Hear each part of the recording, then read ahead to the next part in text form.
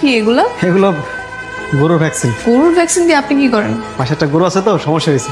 সিরাজ ভাই স্যার তো নেই। হ্যাঁ, না এই তো কেস। 402 নম্বরে একটা অ্যাক্সিডেন্ট কেস এসেছে, ছেলেটা পা ছিলে ফেলেছে, একটু ব্যান্ডেজ করে দিতে হবে। আমি মরে গেলাম ডাক্তার, তাড়াতাড়ি মেডিসিন নিয়ে আসেন।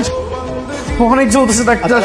রোগীর অবস্থা খুবই খারাপ, আর একবার পেছন সাইড, ব্যাক সাইড, সামনে সাইড সবকিছু ছিলে গেছে। দ্রুত একটা ব্যথানাশক ইনজেকশন নিয়ে আসেন আর হচ্ছে ড্রেসিং করে ব্যবস্থা করেন।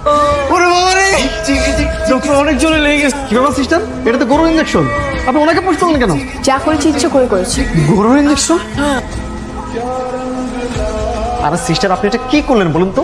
আপনি কেন এই ইনজেকশন ওনাকে পুশ করতে গেলেন? উনি তার কয়েক সপ্তাহ হাঁটাচলা করতে পারবেন না। আমি জানি, জেনে বুঝেই দিয়েছি। ওর জন্য আমার বেতন কাটা গেছে, ওর জন্য আমি স্যারের কাছে বকা খেয়েছি।